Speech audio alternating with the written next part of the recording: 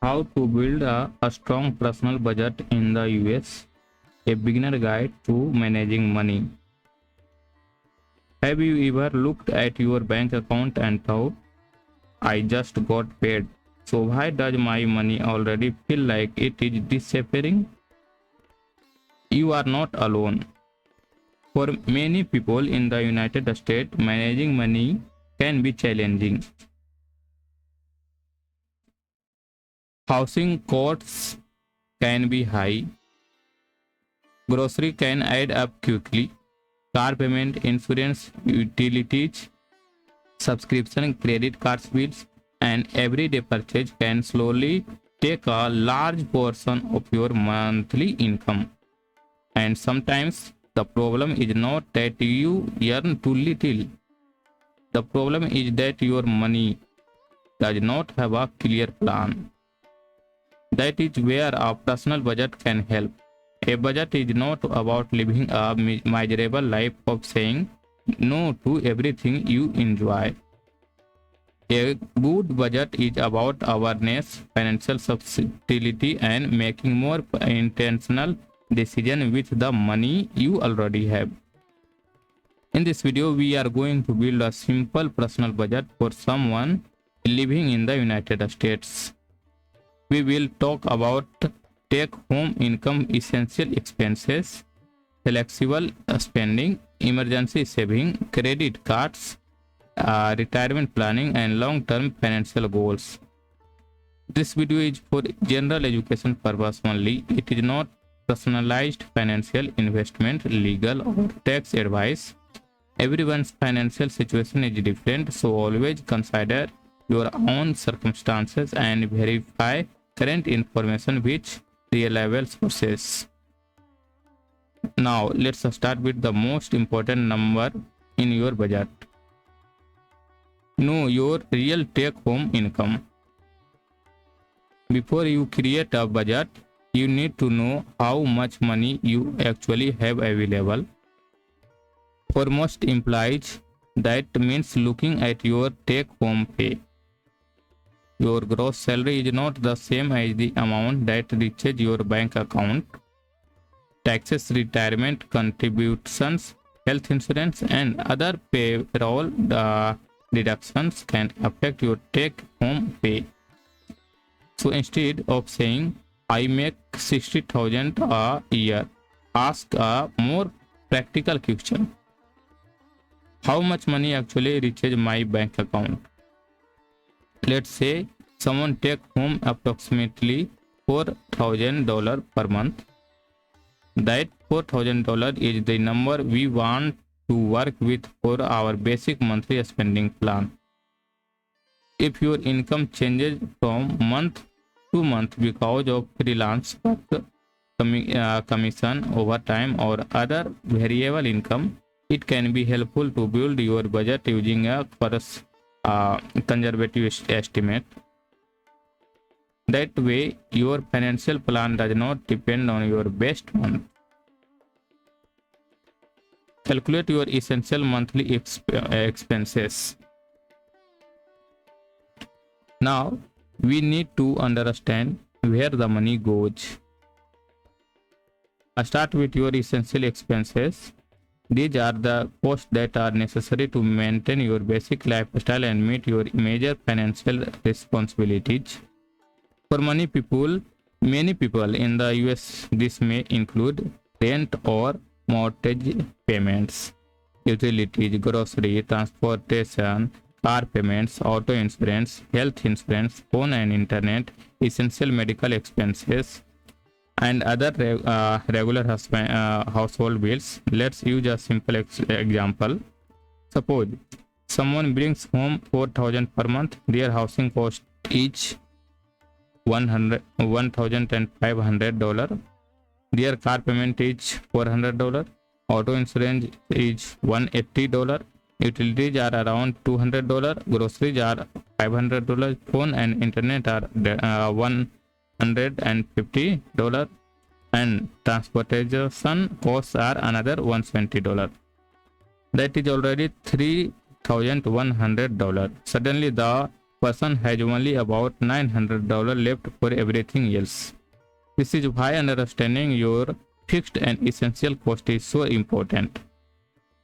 Sometimes people think they have a spending problem when their real challenge is that their major fixed expenses are taking up most of their income. Separate needs from wants.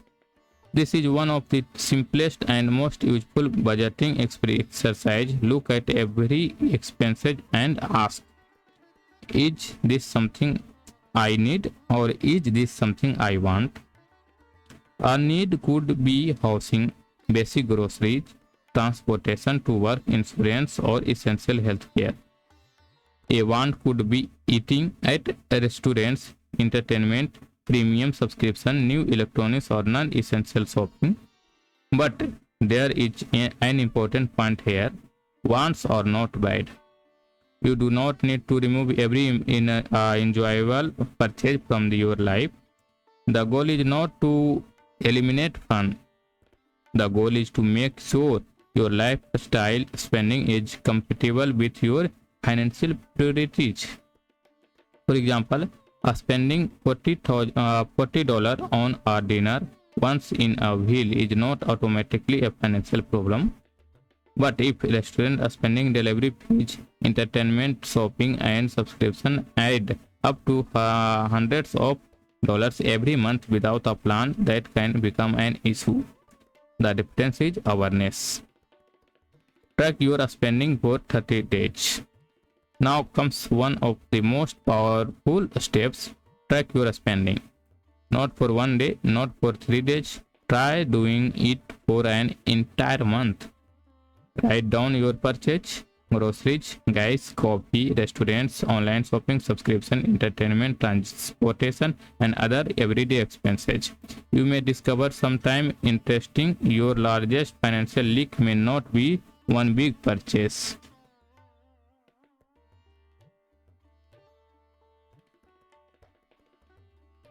It may be 10 small purchases repeated again and again. For example, a person might spend $8 here, $15 there, $22 somewhere else, and another $20 on a subscription or convenience purchase. Each expense looks small, but when you add them together, the monthly total can be meaningful. Tracking creates visibility, and visibility helps you make better decisions. Review your subscription and recurring payments. Recurring payments deserve a special attention. Many people in the US pay for multiple digital services, a streaming platform, music services, cloud storage software, fitness membership, delivery programs, gaming services, and other monthly subscriptions. The problem is not that these services exist. The problem is that people sometimes continue paying for services they rarely use. Take 10 minutes and review your recurring payments. Ask yourself, do I still use these services? Does it provide enough value? Would I notice if I cancel it? Is there a lower cost option that meets the same need? You may find a few expenses that no longer make sense for your current lifestyle. Plan for irregular expenses. Another common budgeting mistake is planning only for monthly bills, but real life includes expenses that do not happen every month. Car repairs, annual insurance payments, holiday shopping, travel, home maintenance, school-related expenses, technology replacement, and other occasional costs. These expenses may be irregular, but they are still part of your financial reality. One practical approach is to estimate your expected annual cost and divide it across 12 months. For example, if you expect to spend about $1,200 during the year on a certain category, you could think of that is roughly $100 per month for planning purpose. This does not mean you will literally spend $100 every month. It simply helps you prepare for the expense instead of being surprised by it. Build an emergency saving account. Now let's talk about financial security. An emergency fund is money set aside for unexpected and important expenses that could include a major car repair, an unexpected medical bill, a temporary income disruption, or another significant financial need. The purpose of an emergency fund is not the guarantee excitement. Its purpose is stability. There is no universal emergency fund amount that works for everyone. Your appropriate cushion can depend on your income stability, monthly expenses, family responsibilities, health coverage, employment situation, and other factors. The important part is starting. You do not need to build a large reserve overnight. You can begin with a smaller goal and increase it over time. The bigger idea is to create a financial buffer between you and unexpected expenses. Understand credit cards. Credit cards are common in the United States, but understanding them is extremely important. A credit card is a payment method that can involve borrowed money. It is not an increase in your income. If you spend $1,000 on a credit card, you still spend $1,000. The money does not become free money because you used a card. This is why understanding your statement, payment due date, interest, charges, fees, and credit terms can be valuable. Paying attention to your credit habits can also help you better understand your overall financial profile. And remember, the goal of personal finance is not to chase number or impress other people. The goal is to build a stronger financial position over time. Create a plan for retirement saving. Now let's talk about a major long-term financial goal, retirement. If you work in the United States, you may have access to employer-sponsored retirement plans such as a 401k. You may also have heard about individual retirement accounts, including traditional IRA and Roth IRAs. These accounts have different rules and tax characteristics. For beginners, the most important thing is understanding what these accounts are designed for. Your employer plan may have a specific features. Your eligibility may depend on your circumstances. Contribution limits and tax rules can also change over time. So rather than following a random social media recommendation, learn the basic structure of the account you have access to and check current information from reliable sources. The goal is education first. Then you can decide the question you need to ask about your own financial situation. Use a simple budgeting framework. Now let's put everything together. You can think about your monthly take-home income in their broad categories: essential expenses, lifestyle and flexible spending, and future financial goals. You may have seen the 50-30-20 budgeting framework online. The general idea is to allocate approximately 50% towards needs, 30% towards funds, and 20% towards saving and other future goals. But there is something very important to understand. This is a guideline. It is not a federal rule. It is not a requirement, and it will not fit every household. Someone living in a high-cost city may spend much more than 50% on housing and essential expenses. Someone living with family may have a very different cost structure. Someone with children, debit, medical cost, or other responsibilities may have another budget completely. Use a framework as a starting point. Do not force your life to much percentage. Give your money a purpose.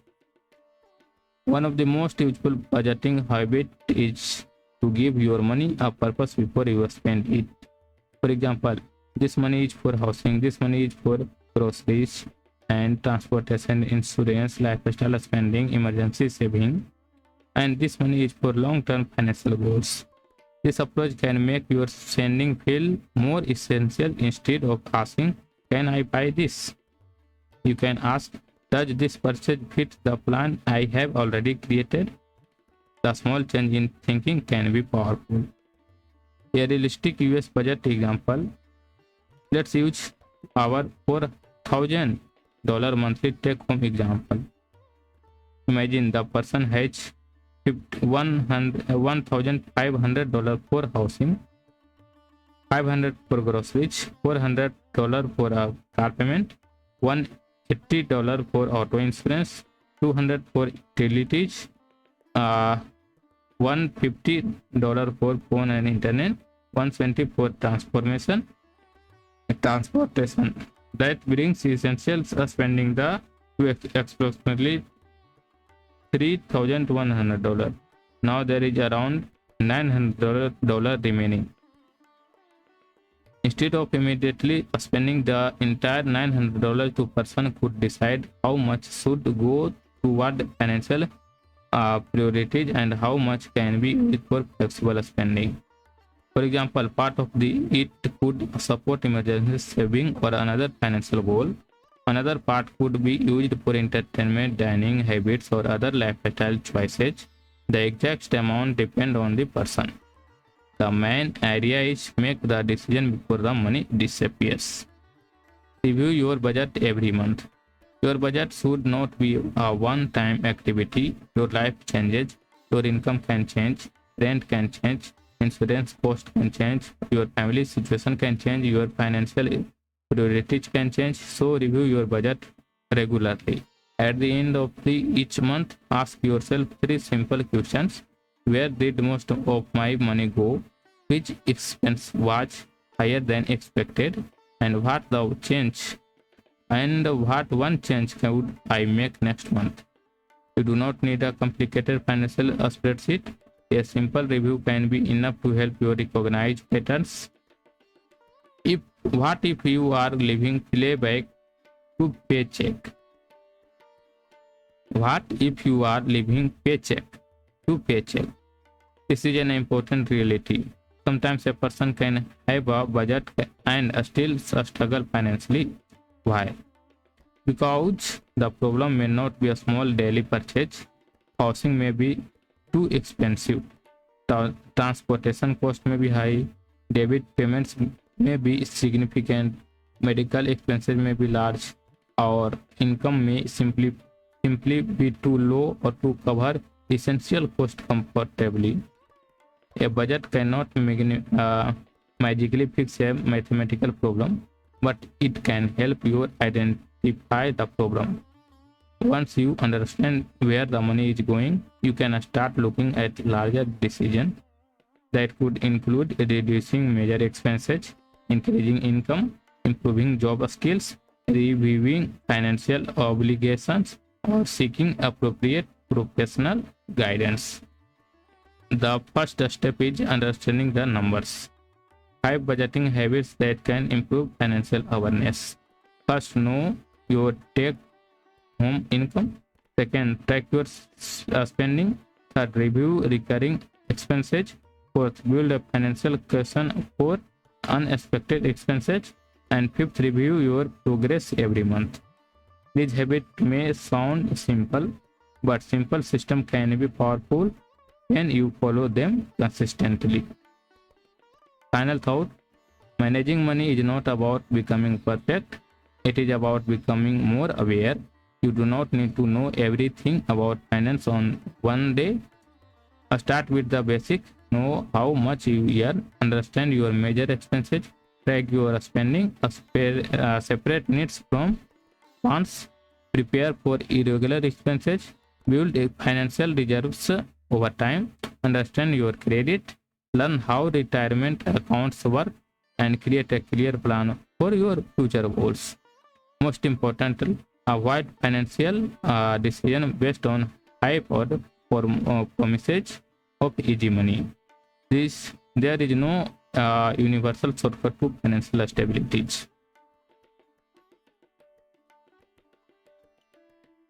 Thank you for watching. If you found this video helpful, subscribe for more practical personal finance and financial education content explained in clear, simple English.